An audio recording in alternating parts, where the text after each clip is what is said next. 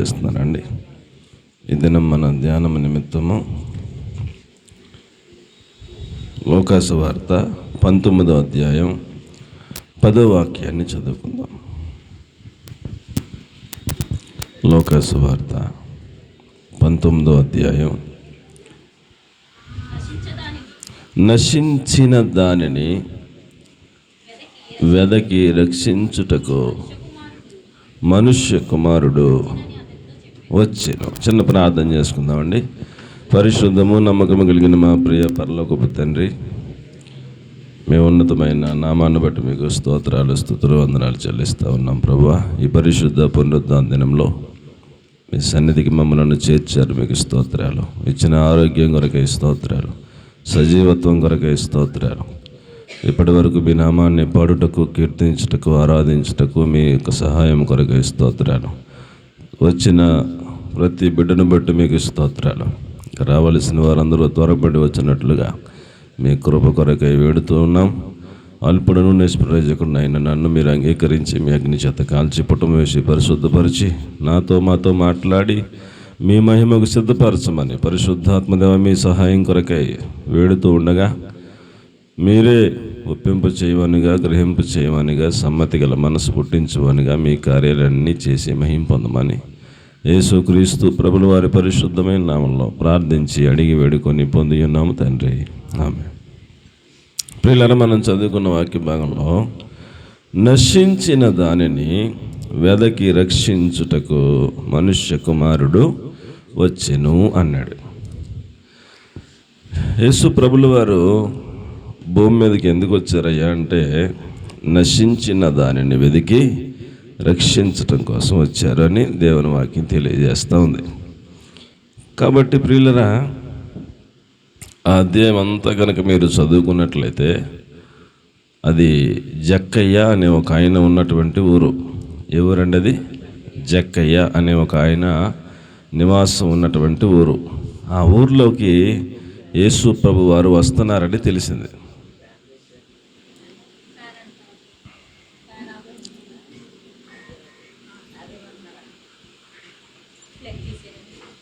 Switch off అయితే సరిపోద్దమ్మా.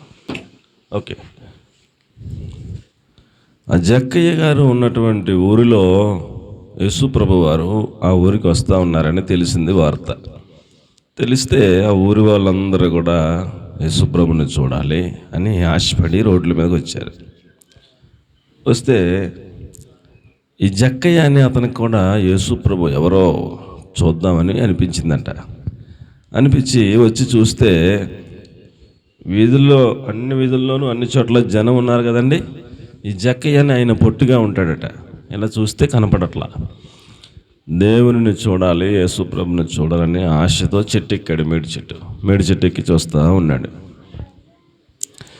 యేసు ప్రభు ఆ ఊర్లోకి వచ్చారు, ఎంటర్ అయ్యారు. ఆ ఊర్లోంచి వెళ్ళిపోతూ జక్కయ్య ఎక్కిన చెట్టు కిందకి వచ్చి పైకి చూసి, జక్కయ్య త్వరగా దిగుము, నేడు నేను నీ ఇంట ఉండవలసి ఉన్నది అన్నారు.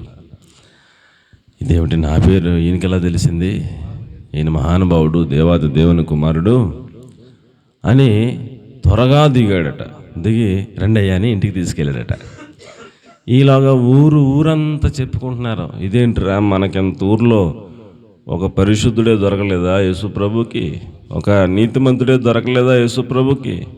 ఎవరింటికన్నా వెళ్తే పరిశుద్ధుడింటికి వెళ్ళాలా, నీతిమంతుడింటికి వెళ్ళాలా, భక్తిపరుడింటికి వెళ్ళాలి. అదేంటాడు, పాపాత్ముడు కదా, దుర్మార్గుడు కదా, నీచ నికృష్టుడు కదా, అలాంటి వాడి ఇంటికి వెళ్ళడం ఏమిటి? వాళ్ళింటికి వెళ్ళారేంటి యేసు ప్రభు అని ఊరు మొత్తం గుసలాడిపోతుంది అనమాట, చెప్పేసుకుంటున్నారు. ఎంత దుర్మార్గుడు అంటే జక్కయ్యని ఆయన పన్ను వసూలు చేస్తారనమాట అండి. Tax collector. ఏంటంటే ఆయన ఉద్యోగం ఏంటండి? Tax collector. పన్ను వసూలు చేయాలి. ప్రతి ఇంటికి వస్తాడు నెలకోసారి. ఇప్పుడంటే మనం కంప్యూటర్లు వచ్చినాయి, ఆఫీస్కి వెళ్ళి కడుతున్నాం. మా చిన్నతనంలో ఒక ఆయన వచ్చేవాడు ఇంటింటికి వచ్చి, అమ్మ పన్ను కట్టండి అనేవాడు. నా చిన్నతనంలోనే. ఇంకెప్పుడు జక్కయ్య దాకా ఎందుకు, ఎంత అండి అని అంటే ఆయన రూపాయి అనేవాడు. ఎంతండి? రూపాయి అయితే దాని మీద రూపాయిని రాసి, పేరు రాసి, సంతకం పెట్టి ఇచ్చేవాడు. ఒక ఆయనతో జాగ్రత్త చేసుకునేవారు. అన్ని ఇళ్ళకి కాదు, చిన్న చిన్న ఇళ్ళకి రూపాయి, పెద్ద పెద్ద ఇళ్ళకి ఎక్కువ ఉండేది అప్పుడు నా చిన్నప్పుడు కూడా. అలాగా ₹1 పన్ను అనుకోండి, మనోడు ఎక్కువ అడిగేవాడు అనమాట. ఏమడిగాడండి? ఎక్కువ అడిగేవాడు. వీళ్ళ దగ్గర ₹10 తీసుకున్నాడు అనుకోండి, ఆ ఇంటి వాళ్ళ దగ్గర, దాని మీద ₹1 అని రాసి ఇచ్చేవాడు. ఆడికి అర్థమవుద్దిగా, రూపాయి రాశాడు, గవర్నమెంట్కి ₹1 ₹9 తినేస్తాడు అనుకోండా అని ప్రతి వాళ్ళు ఏం చేస్తున్నారు? తిట్టుకుంటున్నారు. ఏం చేస్తున్నారండి? ఎదురుగుండా అంటే మళ్ళీ ఏం చేస్తాడో, ఏమి లిటికేషన్ పెడతాడు, ఏం కిరికిరి పెడతాడని తిట్టుకుంటున్నారు. లోపల ఏమనుకున్నారు? ₹10 ఇచ్చేస్తున్నారు అనుకుందాం. అలాగా చాలా ఆస్తి సంపాదించేశాడు. ఊరు మొత్తం మీద ఒక్కడు మంచోడని వెళ్ళాడు. అందరూ దుర్మార్గుడు, దుష్టుడు, అన్యాయస్తుడు, పాపిష్టి మనిషి అని పేరు సంపాదించుకున్నాడు. ఇప్పుడు ఆయన ఇంటికి యేసుప్రభు వెళ్తుంటే ఊరు మొత్తం ఈడే దొరికాడా యేసుప్రభుకి అని యేసుప్రభుని అందరూ బాధపడ్డారు. ఆడింటికి వెళ్తున్నాడు ఏంటా అని. ఇప్పుడు యేసుప్రభు ఏమంటున్నాడంటే, ఊరంతా మంచిగా ఉన్నారు కదరా, మీ దగ్గరికి ఎందుకు, నేను పాడైపోయిన దగ్గరికి వెళ్ళి బాగు చేస్తాకు వచ్చాను అంటున్నాడు యేసుప్రభు. దేవునికి స్తోత్రం కలుగును గాక.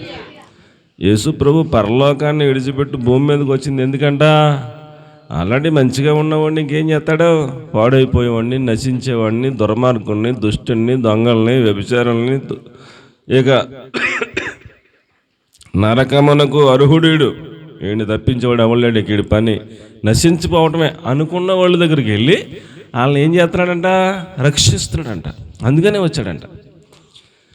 కాబట్టి ఎంత దుర్మార్గుడైనా అతగాడు ఇంటికి వెళ్ళగానే ఇంట్లోకి వెళ్ళి యేసుప్రభుని కూర్చోమన్నాడు. ఎదురుగా కూర్చున్నాడు. కూర్చోగానే ఆయన ముఖాన్ని తేరి చూసేపటికి జక్కయ్య పాపాలన్నీ ఒకదాని తర్వాత అతనికి జ్ఞాపకం వచ్చుతున్నాయి. యేసుప్రభు ముఖంలో అతడి పాపాలన్నీ కనపడ్డాయి. వెంటనే లేచి నిలబడి అంటాడు, ప్రభువా. యేసుప్రభు ఏమనలా అతన్నే, యేసుప్రభు నీ పాపాలు ఒప్పుకోని కానీ, లేకపోతే నువ్వు దుర్మార్గుడు అంట కదా అని కానీ ఏమనలా. అలా కూర్చున్నాడు అంతేనా. ఆయన ముఖాన్ని చూసే మనోడికి మొత్తం అర్థమైపోయింది మ్యాటర్. నేనంత దుర్మార్గుడిని, పాపిస్తోని, ఇలాంటి పరిశుద్ధుడు మా ఇంటికి వచ్చాడు అని లేచి నిలబడి అంటాడు, అయ్యా, నేను ఎవరి యొద్ద అన్యాయంగా డబ్బులు తీసుకున్నాను వాళ్ళందరినీ పిలిపిస్తాను, 4 రెట్లు మరలా అలాగే ఇచ్చేస్తాను. వాళ్ళకి 4 రెట్లు ఇచ్చేయిగా, ఇంకా నా దగ్గర సగం ఆస్తన్న మిగిలిపోద్ది, దాన్ని బేదలకు ఇచ్చేస్తాను అని పశ్చాత్తాప హృదయంతో తన తప్పును తెలుసుకుని తప్పును సరిచేసేసుకున్నాడు. అప్పుడు యేసుప్రభు అంటాడు, ఇతడును అబ్రహాము కుమారుడే, నేడు ఈ ఇంటికి రక్షణ వచ్చి ఉన్నది అన్నాడు. దేవునికి స్తోత్రం కలుగును గాక. ఆ మాట చెప్పి యేసుప్రభు వెళ్ళిపోయాడు. ఈ పన్ను వసూలు చేసుకున్నప్పుడు రాసుకుంటారు కదా, ఆ బుక్స్ అన్నీ ఇంట్లో ఉన్నాయి. మొత్తం ఒక్కొక్క బుక్ తీసుకున్నాడు. తీసుకుని అన్నీ రాసుకున్నాడు. ఎవరి దగ్గర ఎంత తీసుకున్నాడు, నా ఉద్యోగం వచ్చిన కాడి నుంచి అని అన్నీ రాసుకున్నాడు. లిస్ట్ ఒకటి తయారు చేసుకున్నాడు. మొత్తం ఊరోళ్ళు అందరినీ రమ్మంటే ఒక్కో వీధుల్లో వస్తున్నారు. వస్తే అతడి పేరు పిలిస్తే ఒకళ్ళు లోపలికి వస్తున్నాడు. అబ్బాయి, నేను ఉద్యోగంలోకి వచ్చిన దగ్గర నుంచి నీ దగ్గర కట్టించుకున్నది ఎంత, గవర్నమెంట్కి వెళ్ళింది ఎంత, అన్యాయంగా తీసుకున్నది ఎంత, దీంట్లో 4 వంతులు నీకు ఇచ్చేస్తున్నా అని ఇచ్చేసాడు. ఆడు ఆ డబ్బులు పట్టుకుని బయటికి వెళ్తా ఏమంటాడు చెప్పండి? ఏమంటాడా? యేసుప్రభు వాళ్ళ ఇంటికి రాకముందు వీడు దుర్మార్గుడేరా, యేసుప్రభు వాళ్ళ ఇంటికి రాకముందు వీడు అన్యాయస్తుడు, యేసుప్రభు వాళ్ళ ఇంటికి రాకముందు వీడు కఠినాత్ముడు, యేసుప్రభు వాళ్ళ ఇంటికి రాకముందు వీడు పాపిష్టి మనిషి, నరకానికి పాత్రుడు, వీడు నశించిపోయిన వ్యక్తి అనుకున్నాం. యేసుప్రభు ఎంత కఠినాత్ముడైన ఇతడిగాడిని కూడా మారిపోయాడురా జక్కయ్య. పశ్చాత్తాపంతో అతగాడు పరిశుద్ధుడైపోయాడు. అన్యాయంగా తీసుకున్నదంతా ఇచ్చేసాడు, 4 రెట్లు ఇచ్చేసాడు. వీడు బయటికి వెళ్ళి అందరికీ చెప్తున్నాడు.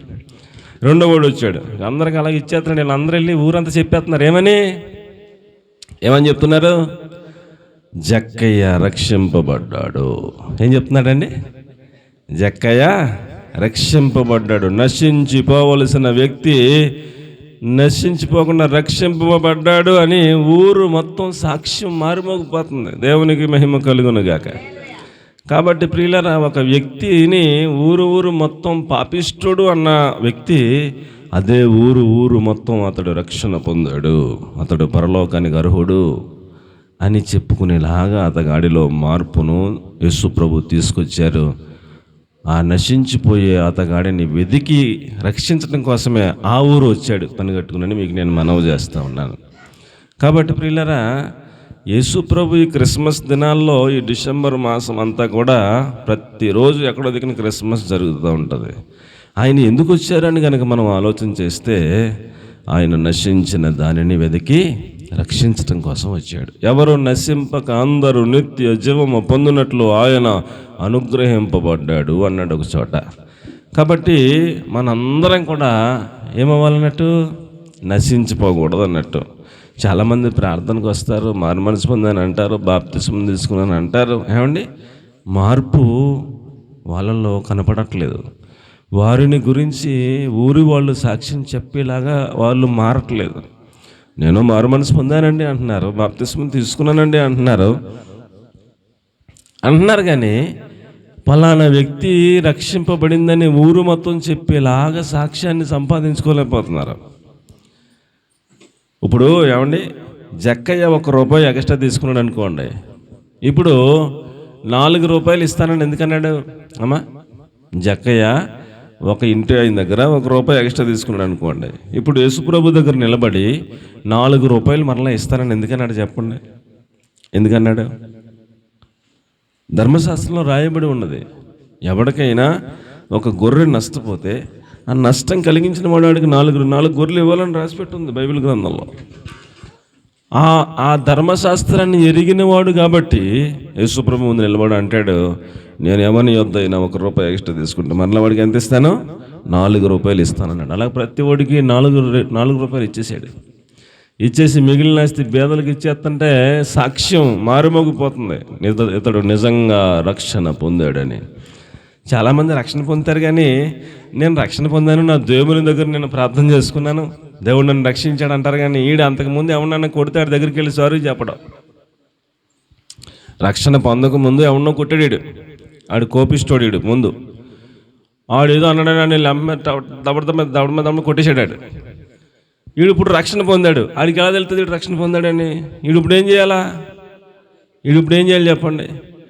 వీడు గుర్తు తెచ్చుకుని ఎవరెవరిని కొట్టాను, ఎవరెవరిని తిట్టాను, ఎవరెవరిని దూషించాను, ఎప్పుడెప్పుడు ఏమేం చేశానని గుర్తు తెచ్చుకొని వాళ్ళ దగ్గరికి పోయి, అన్నా ఆ రోజుల్లో కాస్త కోపంగా ఉండేవాడిని కనుక నీ మీద చేయి చేసుకున్నాను, మన్నించన్నా, క్షమించన్నా, నువ్వు క్షమించానంటేనే కానీ నేను వెళ్ళనన్నా అని అతడి క్షమాపణ కోరుకున్నట్లయితే అతడు రేపొద్దున ఇంకొకటి దగ్గర ఏం చెప్తాడు? సాక్ష్యం ఏం చెప్తాడు?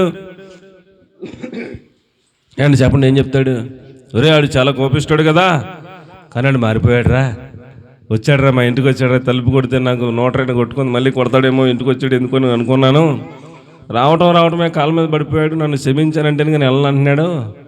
వాళ్ళు నిజంగా మార్పు వచ్చింది, రాడు మనిషి మారిపోయాడు, రక్షింపబడ్డాడు అని వాళ్ళందరూ కూడా నీ గురించి సాక్ష్యం చెప్పాలంటే ఏం చేయాలి? మనం ఏం చేయాలండి?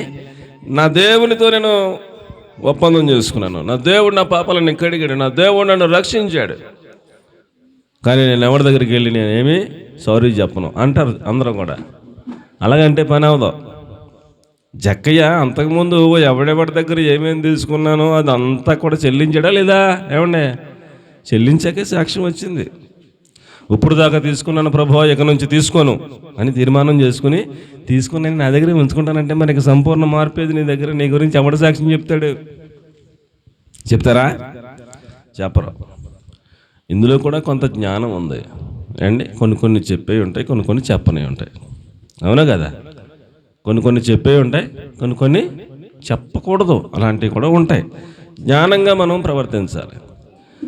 ఒక కుర్రోడు ఒక అమ్మాయిని ప్రేమించాడు అనుకోండి, అదేదో అయిపోయింది. ఈడేమో ఇంకొకరిని పెళ్లి చేసుకున్నాడు, ఆ పిల్ల ఇంకొకరిని పెళ్లి చేసుకుంది. ఇప్పుడు ఈడు రక్షణ పొందాడు. ఈడు వెళ్ళి పెళ్లి చేసుకున్నవాడికి వెళ్ళి ఇలాగ అయ్యింది మాకు ఇదివరకు అని చెప్పచ్చా? వాళ్ళకి చెప్తే కాపురం ఏమవుద్ది? అక్కడ చెప్పకూడదు, ప్రభువా మరి పరిస్థితిని బట్టి నన్ను క్షమించిన ఆయనని దేవునితో మనం క్షమాపణ వేడుకుని చెప్పకూడని విషయాలు చెప్పక్కర్లా. కానీ చెప్పాల్సిన చోట ఏం చేయాలి? ఎవరు నన్ను కొట్టేవాడి దగ్గరికి వెళ్ళి నాకు క్షమించనని అడగాల. లేకపోతే నీ గురించి సాక్ష్యం ఎలా తెలుస్తుంది? ఎలా వస్తుంది సాక్ష్యం? కాబట్టి మన ద్వారా ఎవరికి నష్టం కలగకుండా మన సాక్ష్యం అందరికీ తెలియబడినట్లు, రక్షణ పొందినట్లుగా, అందరికీ తెలియబడినట్లుగా మనము నశించిపోయే వాళ్ళమని అందరికీ తెలుసు. కానీ ఇప్పుడు రక్షింపబడ్డామని మంచి సాక్ష్యాన్ని సంపాదించుకోవాలని దేవుని వాక్యం తెలియజేస్తూ ఉంది. కాబట్టి ప్రియులారా, దేవుని వాక్యం చెబుతా ఉంది, నశించిన ప్రతి వారిని రక్షించుటకు యేసు ప్రభుల వారు భూమి మీదకి వచ్చారు అని రాయబడి ఉన్నది. 2వ సమూయేలు గ్రంథం 12వ అధ్యాయం 6వ వాక్యాన్ని కనుక మనం చూస్తే, దావీదు అనేటువంటి ఒక రాజుగారు ఒక అబాకీయుడు, అనామకుడు, సైనికుల్లో ఒక సైనికుడుగా ఉన్నటువంటి ఊరియా అనేటువంటి ఒకని భార్యని బలాత్కారం చేసి ఆ తప్పును కప్పెట్టుకోవడానికి ఆ ఊరియా అనే సైనికుడిని చంపించేసి ఏమీ ఎరగనట్టుగా సింహాసనం మీద కూర్చొని ఉంటే దేవుడు నాతాను ప్రవక్తను పంపించాడు. నాతాను ప్రవక్తను పంపిస్తే నాతాను ప్రవక్త దావీదుతో చెబుతా ఉన్నాడు, ఏమని? అమ్మా నా వైపు చూడండి. నాతాను ప్రవక్త దావీదు గారితో చెబుతా ఉన్నాడు, ఏమని? అయ్యా, మన రాజ్యంలో ఒక వ్యక్తికి 100 గొర్రెలు ఉన్నాయి. ఏమండి? ఒక వ్యక్తికి ఎన్ని గొర్రెలు ఉన్నాయి? 100 గొర్రెలు ఉన్నాయి. ఆ వ్యక్తి ఇంటి ముందు ఇంకొక ఆయన ఉన్నాడు, ఆ వ్యక్తికి ఒక్కటే గొర్రె ఉన్నది. ఆ ఒక్క గొర్రెను అతడు తన సొంత బిడ్డలాగా చూసుకుంటా ఉన్నాడు. ఇప్పుడు ఈ 100 గొర్రెలు ఉన్న వాడికి ఇంటికి ఎవరో ఒకరు చుట్టాలు వచ్చారు. ఆ చుట్టాలుగా వండి పెట్టడానికి ఇతగాడు ఆ ఎదురుగుండా ఇంట్లో ఉన్నటువంటి ఆ ఒక్క గొర్రెను తీసుకుని అతని దగ్గర నుంచి లాక్కొచ్చి దాన్ని వధించి భోజనం ఏర్పాటు చేసి ఈ బంధువునికి పెట్టాడు. అతడు తన బిడ్డలలో ఒక బిడ్డలాగా పెంచుకుంటున్న ఆ గొర్రెను ఇతగాడు లాక్కున్నందుచేత అతడు దుఃఖిస్తూ ఏడుస్తూ ఉన్నాడు. మన రాజ్యంలో జరిగిన సంగతి కాబట్టి మీరే న్యాయం చెప్పాలయ్యా అన్నాడు నాతాను ప్రవక్త. అప్పుడు దావీదురాజు అంటాడు, ఆ 100 గొర్రెలు కలిగిన వాడు ఎవడో వాడు మరణమునకు పాత్రుడని తీర్పు చెప్పాడు. దేవునికి స్తోత్రం కలుగునగా. ఏం చెప్పాడు? వాడు మరణమునకు పాత్రుడు, వాడికి ఒక గొర్రెకు బదులు 4 గొర్రెలు ఇవ్వాలని చెప్పాడు. అమ్మ ఉందా మాట? ఉందా? చదవండి. 2వ సమూయేలు 12:6.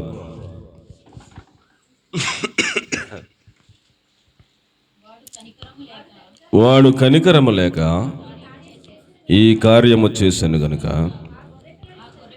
ఆ గొర్రె పిల్లకు ప్రతిగా 4 గొర్రె పిల్లలు ఇవ్వవలెను అతనితో అన్నాడు. ఎన్ని ఇవ్వాలటండి? ఒక దానికి బదులుగా 4 ఇవ్వాలట. అది ధర్మశాస్త్రంలో రాయబడి ఉన్నటువంటి మాట. కాబట్టి జక్క నిలబడి అంటాడు, నేను తీసుకున్నది రూపాయి అయితే రూపాయికి ఎంత ఇస్తాను? 4 రెట్లు 4 రూపాయలు ఇస్తానని చెప్తున్నాడు. అప్పుడు అతడు నీతిమంతుడయ్యాడు. దేవునికి స్తోత్రం కలుగునుగాక.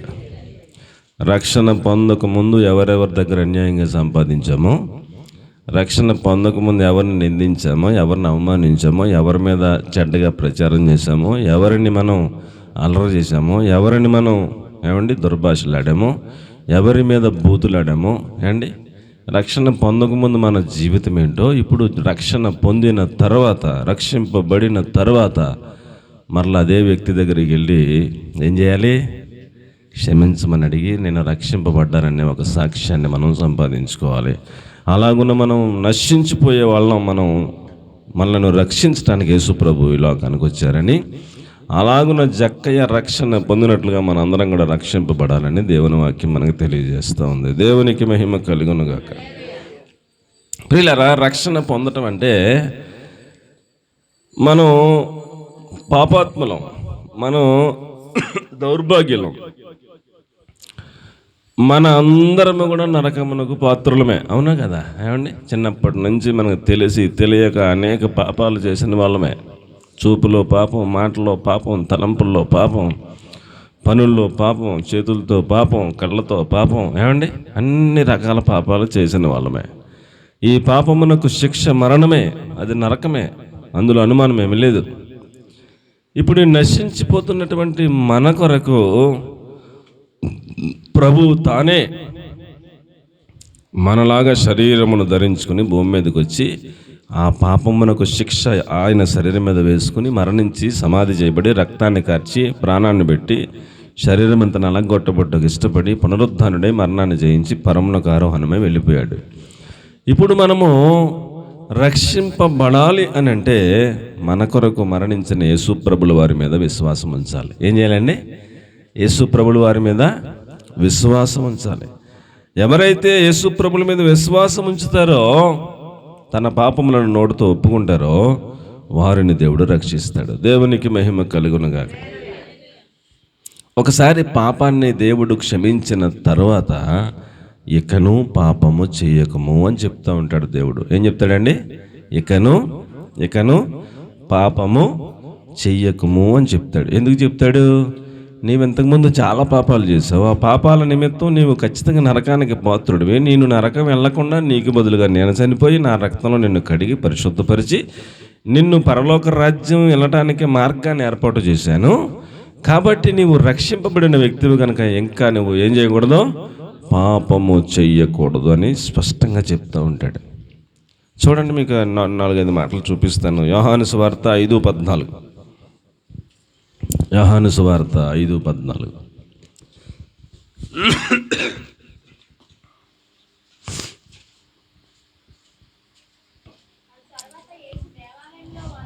అటు తరువాత యేసు దేవాలయములో వానిని చూచి, ఇదిగో స్వస్థత పొందితివి, మరి ఎక్కువ కీడు నీకు కలగకుండునట్లు ఇక నువ్వు ఏమి చేయొద్దు?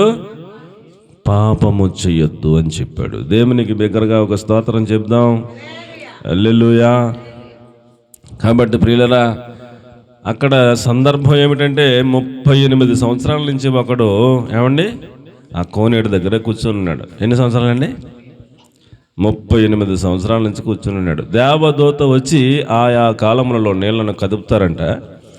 ఆ నీళ్లను కదపగానే మొదట ఎవడు దిగుతాడో వాడు ఎటువంటి వ్యాధిగ్రస్తుడైనా స్వస్థత పొందుతాడట.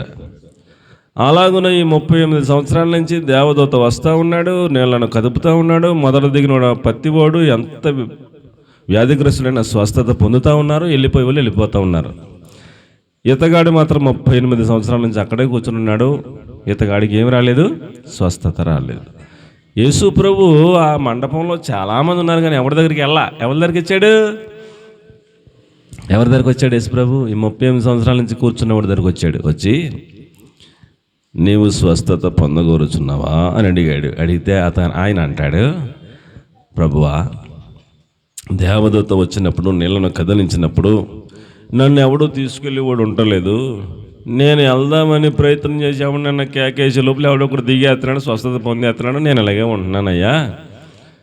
అలాగే 38 సంవత్సరాలు అయిపోయింది బాబు. నన్ను తీసుకెళ్తాకే అక్కడ నేను మొట్టమొదటి దిగుతాకే ఛాన్స్ వస్తలేదయ్యా. నాకన్నా ముందు చాలామంది ఎవడొకటి దిగేస్తున్నారు అని చెప్పాడు. చెబితే యేసుప్రభు అన్నాడు, అవన్నీ ఎందుకు, నీవు స్వస్థత పొందగోరుచున్నావా అన్నాడు. ఆయన, అవును ప్రభు అంటే, నీ పరుపెత్తుకుని నీవు లిగా అన్నాడు యేసుప్రభు. అంతే. 38 ఏళ్ళ నుంచి లేగలేకుండా కూర్చున్న వాడికి కాళ్ళల్లో ఏమొచ్చిందండి?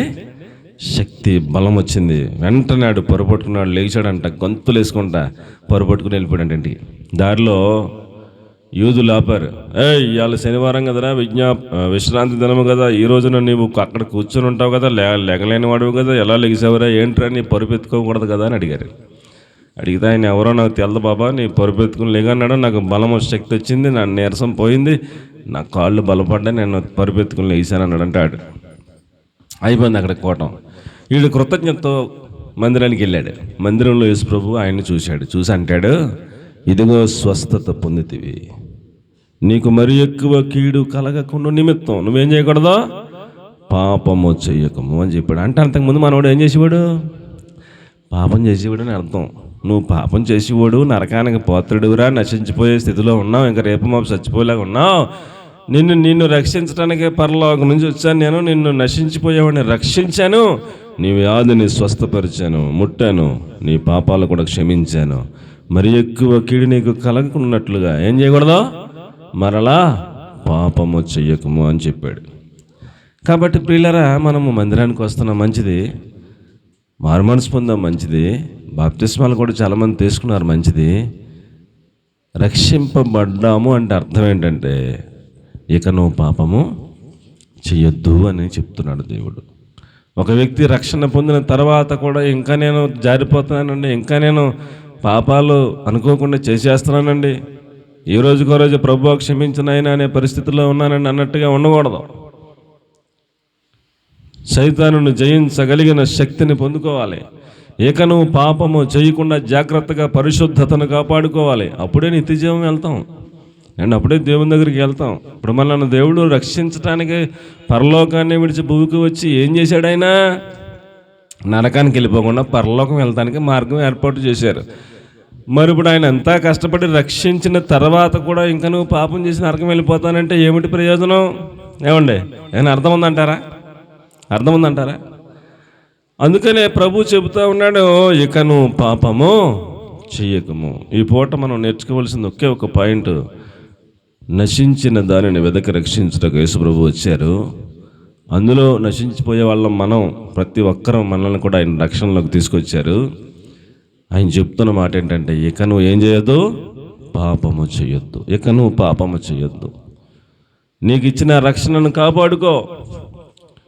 మరలా నీకు ఎక్కువ కీడు కలగకుండా నిమిత్తం నీకు ఇచ్చిన రక్షణను అంతం వరకు, ఆఖరి తుది శ్వాస వరకు ఆ రక్షణను మనం ఏం చేసుకోవాలటండి? కాపాడుకోవాలి. అప్పుడే నిత్య జీవంలోకి మనం వెళ్తామని దేవుని వాక్యం తెలియజేస్తూ ఉంది. కాబట్టి ఆయన నశించిపోయే ప్రతి ఒక్కరిని, ఎవరు నశింపక నిత్య జీవం పొందినట్లుగా ఆయన భూమి మీదకి వచ్చారు. కాబట్టి ఇంకా ఇక్కడ ఎవరైనా బాప్తిస్మం తీసుకొని వాళ్ళు ఎవరైనా ఉంటే, నేను పదే చాలాసార్లు చెప్తున్నాను, మీరు అలాగే అశ్రద్ధ చేస్తూ ఉన్నారు. బాప్తిస్మం తీసుకోవడానికి ఏమండి, ఈ లోక సంబంధమైనటువంటి ఆటంకాలు ఎన్నో మీకు ఉండొచ్చు. మనం బాప్తిస్మం తీసుకునేది పరలోక రాజ్యం వెళ్ళటానికి. ఎందుకండి? పరలోక రాజ్యం వెళ్ళటానికి బాప్తిస్మం తీసుకోవాలి.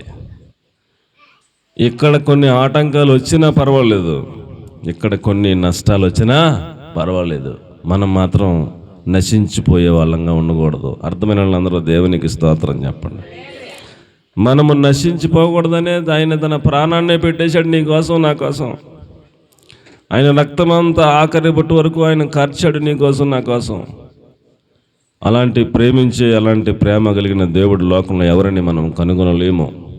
కాబట్టి ప్రియులరా, ఆయన త్యాగము వృధా కానివద్దు. ప్రతి ఒక్కరు కూడా ఏం చేయాలి? బాప్తిస్మం తీసుకుని రక్షింపబడి ఇక నువ్వు ఏం చేయకూడదు? పాపము చేయకూడదని దేవుడి వాక్యం మనకు తెలియజేస్తూ ఉంది. అలాగున మనం ఉన్నప్పుడు నిత్య జీవమునకు వారసులం అవుతాం. ఆయనతో పాటు యుగ యుగాలు పరలోకంలో మనం నివసించగలుగుతామని, అందుకోసమే ఆయన నశించే ప్రతి ఒక్కరిని రక్షించడానికే భూమి మీదకి వచ్చాడని దేవుని వాక్యం తెలియజేస్తూ ఉంది. అలాగే ఇంకొక వ్యక్తిని మీకు నేను పరిచయం చేస్తాను. యోహాను సువార్త 8వ అధ్యాయం 11వ వాక్యాన్ని మనం చూసినట్లయితే, ఆమె వ్యభిచారం చేస్తూ ఉండగా పట్టుబడిందట. ఆమెను యూదులు పట్టుకుని రాళ్లను తీసుకుని కొట్టి చంపడానికి ఆమెను తరుముతూ ఉన్నారు.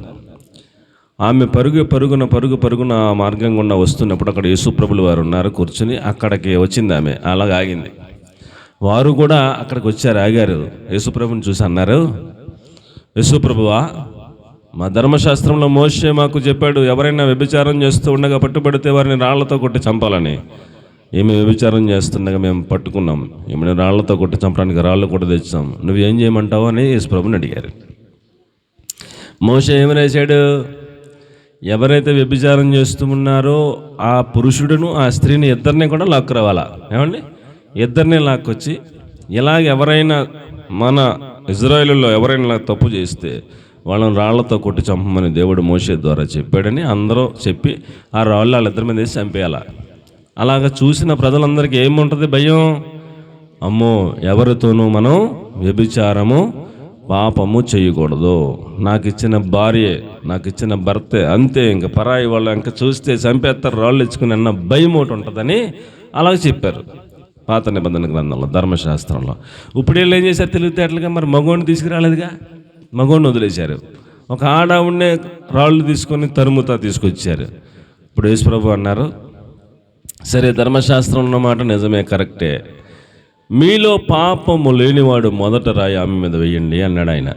అండి, ఆ మాటకి వాళ్ళ హృదయంలో, ప్రతి ఓడికి వాళ్ళ హృదయం చెప్తూ ఉంది, మనస్సాక్షి చెప్తూ ఉంది, ఒరే మనం పాపం చేసిన వాళ్ళమే కదా, పాపము లేనివాడు మొదట రాయి ఏమన్నాడు కదా అని ఎవడమట్టుకాడే ఆ రాయి అక్కడ పడేసి ఎవడమట్టుకాడే జాగ్రత్తగా ఇంటికి వెళ్ళిపోయారు.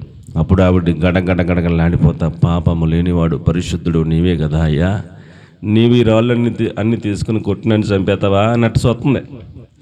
అప్పుడు యేసుప్రభు అంటారు, అమ్మా అన్నారు. ఏమన్నారండి? అమ్మా అన్నారు. ఆ మాటకే పశ్చాత్తాపం, కళ్ళలో నీళ్లు గర్రం తిరిగిపోయి ఉంటాయి. అలాంటి స్త్రీని ఎవరైనా ఏమంటారండి? దుర్భాషలు ఆడతారు, తిడతారు, వాల్యూ లేకుండా మాట్లాడతారు కదా. అలాంటి స్త్రీని పట్టుకుని యేసుప్రభులు వారు అంటారు, అమ్మా ఎవరు నీకు శిక్ష విధింపలేదా అంటే ఆమె కళ్ళంట నీళ్ళు తెచ్చుకుని, అయ్యా ఎవరు నాకు శిక్ష విధింపలేదు అని చెప్తే ఆయన అంటాడు, నేను నీకు శిక్ష విధింపను, ఇక నువ్వు ఏం చేయొద్దు, ఏకను పాపము చేయొద్దు అని చెప్పాడు. అంటే అక్కడతో నశించిపోయే నిన్ను నేను రక్షించాను, ఇక నుంచి ఈ క్షణం నుంచి ఏం చేయొద్దు, పాపము చేయొద్దని రక్షించి, పాపం చేయొద్దని ఒక హెచ్చరిక ఇచ్చి పంపేశాడు. ఆ క్షణం నుంచి ఆమె ఇంకా ఎప్పుడు కూడా పాపము చేయకుండా యేసు ప్రభుతో పాటే కొంతమంది స్త్రీలు ఆయన ఎక్కడికి వెళ్తే అక్కడ పరిచర్యలో ఉండేవారు. కొన్ని పేర్లు ఉన్నాయి, ఆ పేర్లలో ఈవిడ కూడా ఆయన పరిచర్యలో ఉండటానికి ఇష్టపడింది. ఇక ఎప్పుడు పాపము చేయలేదు, ఇంకెప్పుడు అన్యాయంగా ఎవరి దగ్గర తీసుకోవాలా. ఒకసారి రక్షణ పొందిన తర్వాత ఏమండి, ఇకను పాపము చేయొద్దు అని దేవుడు చెప్పిన మాటను ఈ భక్తులందరూ కూడా పాటించారు. పాపం చేయకుండా పరిశుద్ధతను కాపాడుకున్నారు, పరమునకు వెళ్ళిపోయారు. దేవునికి స్తోత్రం కలుగును. కాబట్టి ప్రియులారా, మనం కూడా నశించిపోతున్న మనలను రక్షించటానికి ఆయన లోకానికి వచ్చారని చెప్పిన మాటను అర్థం చేసుకుని రక్షణ పొందితే ఊరందరికీ సాక్ష్యం ఉండేలాగా మనం రక్షణ పొందామని అందరికీ తెలిసేలాగా మనం ప్రవర్తించాలి. ఇకను పాపము చేయకుండా పరిశుద్ధతను కాపాడుకోవాలని, ఆ పరలోకానికి మాత్రమే వెళ్ళేటట్లుగా మనం సిద్ధపడాలని దేవుడు కోరుకుంటున్నాడు. ఈ సారాంశాన్ని గమనించాలని మీకు నేను మనవి చేస్తూ ఉన్నాను. ఇంకా బాప్తిస్మం తీసుకొని వాళ్ళు మీ పేర్లు ఇవ్వండి, ప్రార్థనాపూర్వకంగా బాప్తిస్మాలు తీసుకోండి. ఇకను పాపము చేయకుండా పరిశుద్ధంగా జీవించడానికై ప్రయత్నించండి. ఆయన పరలోకానికి మనందరినీ కూడా సిద్ధపరుస్తాడు. దేవునికి మహిమ కలుగును గాక. మత్తయి సువార్త 10వ అధ్యాయం 6వ వచనంలో అంటాడు, 100 గొర్రెలు ఉన్నాయంట. పొద్దున్నే పొలం తోలుకెళ్ళినప్పుడు 100 గొర్రెలు తోలుకెళ్ళాడంట. సాయంకాలం మళ్ళీ తిరిగి తీసుకొచ్చినప్పుడు దొడ్లో ఏమండి ఒక్కోటి వెళ్తుంటే లెక్కేసాడు, 99 వచ్చినాయి, ఒకటి లేదు. ఈ 99ని ఇక్కడ దొడ్లో వదిలేసి ఆ ఒక్కదాని కోసం మళ్ళీ వెళ్ళాడు. మళ్ళీ పొలానికి ఎక్కడైతే మేపుతో తీసుకెళ్ళాడు అక్కడికి వెళ్ళాడు. వెళ్ళి మొత్తం అంతా వెతికితే ఈ ఒక్క గొర్రె పిల్ల ముళ్ళల్లో చిక్కి పడిపోయి ఉంది. ముళ్ళు గుచ్చేసుకునేదానికి కేకలాడుతూ ఉంది, అరుస్తూ ఉంది. ఇప్పుడు ఆ ముళ్ళల్లో ఉన్న గొర్రెను తీయాలంటే ఈయనకి కూడా గుచ్చుకోవా? ఏమండి, గుచ్చుకోవా? వదిలేస్తే నశించిపోదా? అమ్మ సెపరేట్ 99 ఉన్నాయి కదా, ఒకటే కదా అని ముళ్ళ కంపల్లోకి వెళ్ళి కూర్చుంది. అన్నీ గుచ్చుకుపోయి రక్తం వచ్చేస్తుంది. ఇప్పుడు అందులోకి వెళ్ళి నేను కూడా ముళ్ళుతో నాకు కూడా గుచ్చుకుని నాకు రక్తాలు వస్తాయి. పోతే పోయింది. గొర్రెను వదిలేస్తే 99 ఉంటాయిగా. ఏమండి ఉండవా? 99 అట్లని అక్కడ దొడ్లో వదిలేసేసి ఒక్కదాని కోసం వచ్చి వెళ్ళి ఒక కర్ర తీసుకుని, ఒక కత్తి తీసుకుని సాధ్యమైనంత మట్టుకు ఆ కర్రతో ముళ్ళన్నీ కూడా పక్కకి గెంటి ఎలా గెంటి నాన్న తెప్పలు పడి నాన్న సావులు చేసి ఎంత చేసినా ముళ్ళలో ఉన్నదాన్ని ఇలా తీసేటప్పుడు, దాన్ని లాగేటప్పుడు ఎంత కర్ర ఉన్నా ఎంత కత్తి ఉన్నా ఏదో ఒకటి కసకని దిగిపోతుంది. తెక్కకుండా ఏమి నష్టం కలగకుండా, దెబ్బలు తగలకుండా, రక్తం రాకుండా గొర్రెని కాపాడగలమంటారా? కాపాడలేం.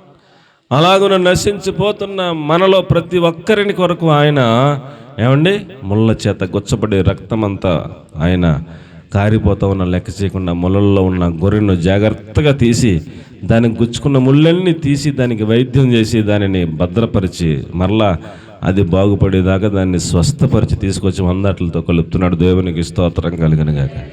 ఆ ఒక్క గొర్రె కోసం ఇరుగు పొరుగు వాళ్ళందరినీ కేకేశాడంటే, నా పోయిన గొర్రె తిరిగి దొరికిందని సంతోషపడిపోయి విందు చేసేస్తున్నాడంట. అందరికీ భోజనం పెట్టేస్తున్నాడంట.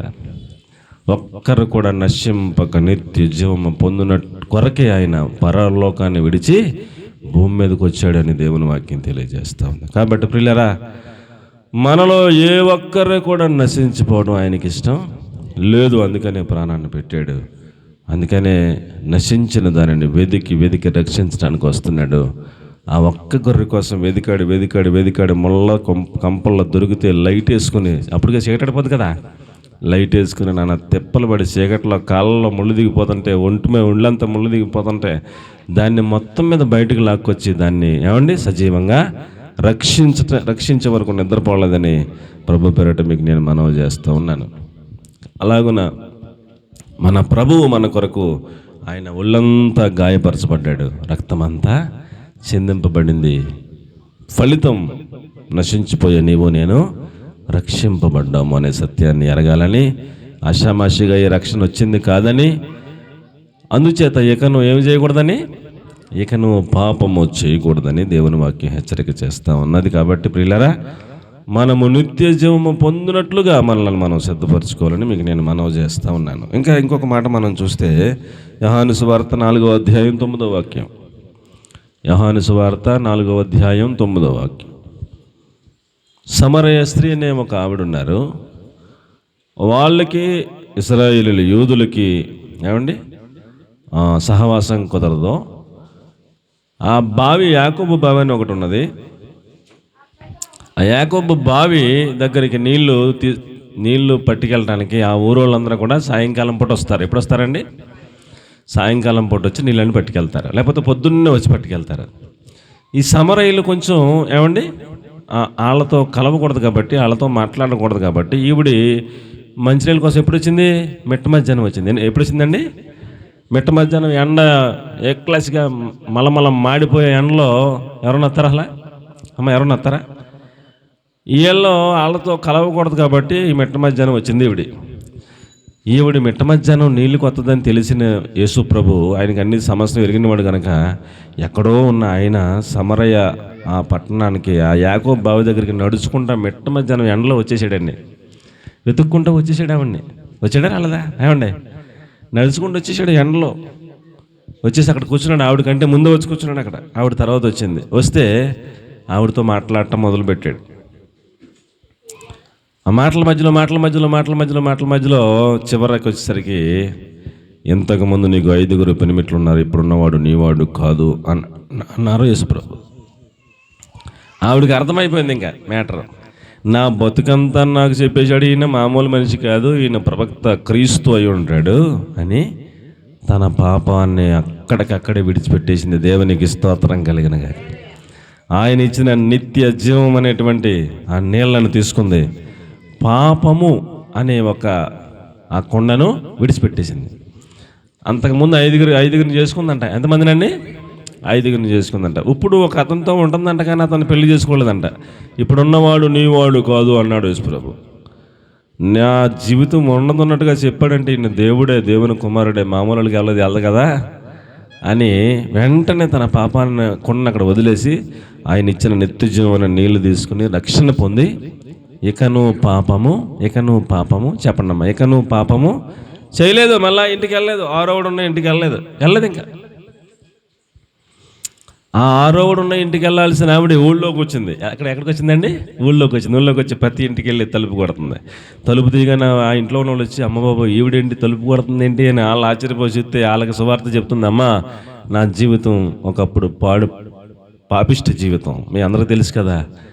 నా జీవితం అంతా నాతో చెప్పిన ఆ ప్రభు క్రీస్తు కాడ ఆయన యాకోబు బావి దగ్గర కూర్చున్నాడు. కావాలంటే మీరు కూడా వెళ్ళి చూడండి, ఆయన క్రీస్తు కాడ అని ప్రతి కొంపకెళ్ళి తలుపు కూడా చెప్తుంది. ఇలాంటి కఠినాత్మురాలు, ఇలాంటి నీచ నికృష్ట మానవ జీవితాన్ని జీవించిన ఇలాంటి వ్యక్తే మారిపోయిందంటే ఆయన ఎవరో క్రీస్తు అయి ఉంటాడని మొత్తం ఊరు మొత్తం వెళ్ళారు బావి దగ్గరికి. అక్కడే ఉన్నాడు యేసుప్రభు. అలాంటి గడ్డు మనిషినే మార్చావు బాబా, నువ్వు నిజంగా క్రీస్తు అయి ఉంటావు, మాకు కూడా వాక్యం చెప్పు అని కూర్చున్నారు. ఇలా చెప్పాడు ఆయన వాక్యం. 2 రోజులు మా ఊళ్ళో ఉండి బాబుని బతిమలారు. వచ్చాడు, 2 రోజులు ఉన్నాడు. మొత్తం ఊరు మొత్తం రక్షణలోకి వచ్చేసింది. దేవునికి మహిమ కలుగును గాక. ఆమె ఒక్కతే రక్షణ పొందింది. మొత్తం ఏం చేసిందండి? ఊరు మొత్తాన్ని రక్షించేసింది. మరలా 6వ కొంపకే వెళ్ళలేదు. ఆ పాపాన్ని ఇక నువ్వు చేయొద్దు అన్నట్టుగా బతికింది. మంచి సాక్ష్యాన్ని సంపాదించుకుంది ఊరు మొత్తం మీద. దేవునికి స్తోత్రం కలుగును గాక. కాబట్టి ప్రియులారా, ఈ పూట మనం నేర్చుకోవాల్సిన పాఠం ఒకే ఒక పాఠం. మనము నశించిపోయే వాళ్ళమే, ఖచ్చితంగా నరక ప్రాప్తులమే, అందులో అనుమానమేం లేదు. మనము నరకము నుంచి తప్పించి పరలోకమునకు చేర్చు నిమిత్తం నశించిపోయే మనలను ఆయన రక్షించడానికి వచ్చాడు, రక్షించాడు. అందుకోసం ప్రాణత్యాగాన్ని చేశాడు. రక్షించి ఒకే ఒక మాట చెప్తున్నాడు, ఇకను ఏం చేయొద్దు, చెప్పండి అమ్మా, ఇకను ఏం చేయొద్దు, పాపము చేయొద్దు అని చెప్తా ఉన్నాడు. ఎందుకు చెప్తున్నాడు? నీ రక్షణ కాపాడుకోవాలని, మరలా ఆ పాపంలో పడి మళ్ళీ నరకానికి పోకూడదని, నేను చేసిన ఈ యొక్క బలియాగం వృధా అవ్వకూడదని ఇకను పాపము చెయ్యొద్దు అని చెప్తా ఉన్నాడు, హెచ్చరిక చేస్తూ ఉన్నాడు. దేవునికి స్తోత్రం కలుగునుగాక. అలాగే ప్రియులరా, ఇంకా మనం చూస్తే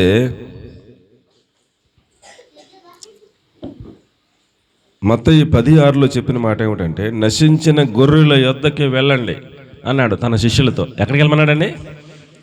నశించిన గొర్రెల యొద్దకే వెళ్ళండి అన్నాడు.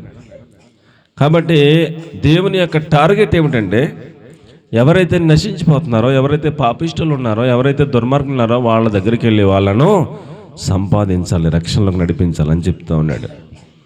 కాబట్టి మనం అందరం కూడా చేయాల్సిన పని ఏంటంటే, ఎవరైనా పాపిస్టోడు అనే వాళ్ళు ఉంటారు కదా, ఒక్కొక్కరు ఆడవాళ్ళైనా మగవాళ్ళైనా, వాళ్ళ మీద మనం దృష్టి పెట్టాలి. ప్రభు వీళ్ళని రక్షించి ప్రభు అని ప్రార్థనలో మనం జ్ఞాపకం చేసుకోవాలి. అలాంటి ఒక పాపిస్టు ఒక వ్యక్తిని రక్షణలోకి నడిపించగలిగితే మనకి బహుమానం ఉంటుంది. దేవునికి స్తోత్రం కలుగును గాక. హల్లెలూయా. కాబట్టి ప్రియులరా, నశించిన వారు ఎవరు ఉండకూడదు అన్నట్టు దేవుని యొక్క ఉద్దేశం. ఈ ఊరు నుంచి ఆ ఊరికి వెళ్తానికి మధ్యలో ఒక అడవి లాంటి ప్రదేశం ఉందంట. ఆ అడవిలో ఒక గజ్జి దొంగ ఒకడు నివాసం ఉంటున్నాడు. ఈ దారంట వెళ్ళి బాటసారులు వెళ్తూ ఉంటారు. దారంట వెళ్ళి వాళ్ళని ఆడు వచ్చి ఆపుతాడు. నీ దగ్గర బంగారం ఉందో ఏముందో ఇచ్చే అంటాడు. వీళ్ళు భయపడి ఇచ్చేస్తే, మమ్మల్ని ఏం చేయకు బాబా, నీ గురించి ఎక్కడ చెప్పమని అంటే వదిలేస్తాడు, వెళ్ళిపోతారు. ఎక్కడ చెప్పకూడదు, ఇంకా ఇచ్చేసి వెళ్ళిపోతారు. ఈడేమన్నా కొంచెం తేడా మాట్లాడితే ఆయన చంపేస్తాడు. చంపేసాడు, దగ్గర ఉన్నాయని తీసేసుకుంటాడు. అక్కడ 2 రూమ్లు ఉన్నాయంట, ఓ రూమ్లో పడేస్తాడు ఈ శవాన్ని. అది అస్థిపంజరంలాగా అయిపోద్ది. ఈ బంగారం ఏమో ఇంకో రూమ్లో ఎత్తాడు. ఆధారంట పాస్టర్ గారికి పని పడింది, వెళ్ళాలి. ఇప్పుడు అవతల ఊరు వెళ్ళాలా, పాస్టర్ గారు బయలుదేరాడు వెళ్తాడు. చాలామంది చెప్పారు, బాబా అక్కడ ఒకడు ఉన్నాడు చంపేస్తాడు అని అంటే, చంపేతే ఎస్బ్రో జరిగిపోతాడు బాబు అని బయలుదేరాడు పాస్టర్ గారు. సగం లెక్కలేకాడు, నిజంగానే వచ్చాడు. వచ్చి మీరు ఎవరు అని అడిగాడు. నేను పాస్టర్ గారు అన్నాడు ఈయన. పాస్టర్ గారు అయితే నాకేటి ఏమున్నాయి ఇచ్చే లేదా చంపేస్తాను అన్నాడు. నువ్వు చంపేస్తే ఈ క్షణం ఇప్పుడే నేను యేసుప్రభు దగ్గరికి వెళ్ళిపోతాను, నువ్వు చచ్చిపోతే నరకం పోతావు అన్నాడంట. వాడికి ఒకసారి గుండెలో లటక్కుమంది. ఎంతవరకు చాలామందిని చూశాను, చాలామందిని చంపాను, ఎవడు ఈ మాట చెప్పలేదు నాకు అని అడు. నరకం అంటే ఏంటి అన్నాడంట. చెప్తానని చెప్పి కూర్చోబెట్టి, యేసుప్రభు అనే దేవుడు ఉన్నాడు, మనం పాపిష్టులు, దుర్మార్గులం, దుష్టులు, మనం నశించిన స్థితిలో ఉన్నాం, మనం నరకానికే పాత్రలు. మనం నరకం పోకుండా మన పాపమునకు శిక్ష మరణం, ఆ మరణం నుంచి మనల్ని తప్పించడానికి ఆయనే భూమి మీదకి వచ్చాడు. ఆయనే మన పాపాలన్నీ తన శరీరం మీద వేసుకున్నాడు, రక్తాన్ని చెందించాడు, శరీరం అంతా నలగొట్టబడింది, చనిపోయాడు, మరలా తిరిగి లేచాడు. ఆయన దేవుడు, ఆయన విశ్వాసం ఉంచితే రక్షిస్తాడు, పరలోక రాజ్యం ఇస్తాడని చెప్పేసరికి ఆ గజ్జి దొంగ హలవా నాకేటి చెప్తున్నా, సోది చెప్తున్నా, ముందు బంగారం ఉంది అన్నాడంట. తీయని తీసుకెళ్ళి చూపించాడంట. ఒక గది నిండా ఏమున్నాయి, పుర్రులు ఉన్నాయి, ఒక గది నిండా బంగారం ఉంది. ఈ బంగారం నశించిపోద్ది, పుర్రులని ఇంతమందిని చంపావు, నీకు శిక్ష చాలా ఎక్కువ ఉంటుంది, నేను సిద్ధం, నువ్వు చంపేస్తే క్షణంలో చచ్చిపోతా సిద్ధం అని మనవాడు చాలా ధైర్యంగా చెప్పేసరికి ఆడికి ఆలోచనలో పడ్డాడు. నాకు కొంచెం వివరంగా చెప్పు బాబా అన్నాడు. ఇతగాడు మోకరించి ప్రార్థన చేసేపటికి దేవుని ఆత్మ దొంగ మీదకి వచ్చింది. దొంగ పాపాలన్నీ ఒప్పుకున్నాడు. దేవుని సన్నిధిలో అడిగాడంట, చిన్న చిన్న పాపాలు చేసిన వాళ్ళు అయితే క్షమింతారా ఎవడన్నా? నాలాంటి కూడా క్షమింతాడా మీ దేవుడు అని అడిగాడంట. ఎవరిని క్షమింతాడా? నాలాంటి కరుడు కట్టిన నేరస్తుని కూడా మీ దేవుడు క్షమింతాడా? ఒకన్నా ఇద్దరిన కొన్ని వేల మందిని చంపేసిన చూడు అక్కడ ఉన్నాయి. నాలాంటి ఏ ప్రభుత్వమైనా క్షమించదా? ఏ కోర్టు అయినా క్షమించదా? క్షమించరు కదా, నాకు కూడా ఉరిశిక్ష చేసేస్తారు. మరి ఇలాంటి భయంకరమైన పాపిని నన్ను కూడా మీ దేవుడు క్షమింతాడంటే క్షమింతాడు బాబు, నువ్వు మోకరించి ప్రార్థన చేయంటే ప్రార్థన చేయగానే దేవుడు అతడిని రక్షించాడు. ప్రపంచవ్యాప్తంగా పెద్ద సేవకుడు అయ్యాడు. దేవునికి స్తోత్రం కలుగును గాక. ప్రియులారా, నీవు ఎంత ఘోర పాపివైనా, ఎంత దుర్మార్గమైన మనిషివైనా, నీవు నశించిపోకుండా నిన్ను రక్షించాలని ఆయన పరమును విడిచి భూమికి ఎత్తించాడు. ఆయన బలియాగాన్ని వృధా కానివ్వకుండా, నీవు నశించిపోకుండా, నరకం పోకుండా, రక్షింపబడి ఇకను ఏం చేయకూడదు, పాపము చేయకుండా పరమునకు సిద్ధపడాలని దేవుడి వాక్యాన్ని మనకు తెలియజేస్తూ ఉన్నాడు. దేవునికి మహిమ కలుగునుగాక.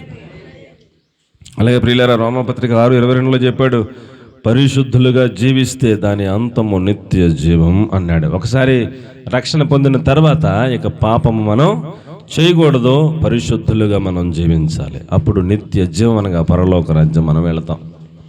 పరిశుద్ధంగా జీవించాలి, అది తప్పనిసరి. పరిశుద్ధత లేకపోతే మనం దేవుని చూడలేం అనే సత్యాన్ని తెలుసుకోవాలని దేవుని వాక్యం మనకు తెలియజేస్తుంది. 6:22 దొరికిందమ్మా? రోమా 6:22.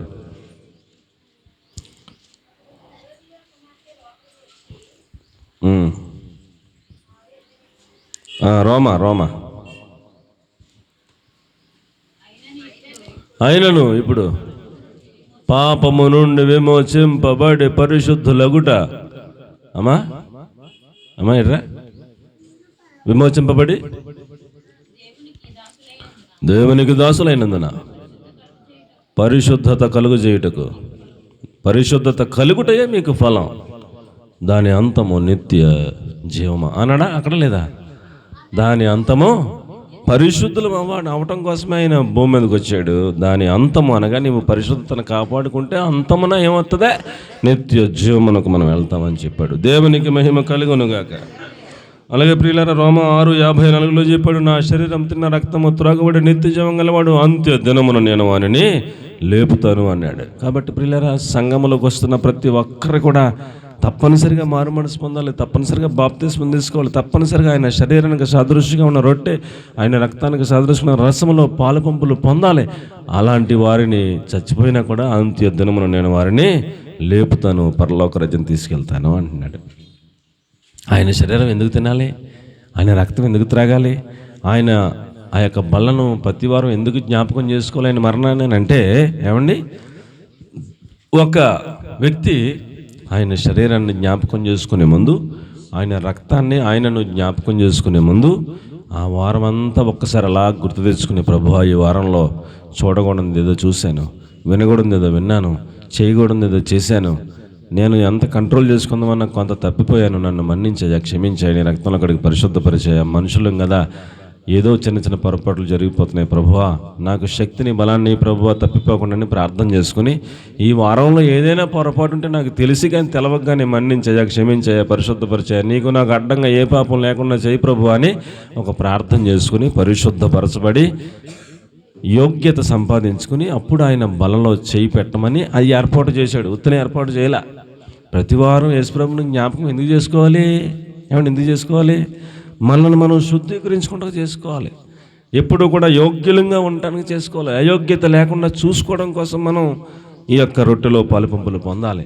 ఏదో అలవాటు ప్రకారం, ఆచారం ప్రకారం కాదు. రొట్టె తీసుకోవాలంట, రసం తీసుకోవాలంట, యేసుప్రభు రక్తం అంట, శరీరం అంట, రోజు తీసుకోవాలంట, ప్రతి వారం అని ఆచారంగా చేయి పెట్టడం కాదు, అందులో అర్థం అది. అలాగున్న మనల్ని మనం ఏం చేసుకోవాలట?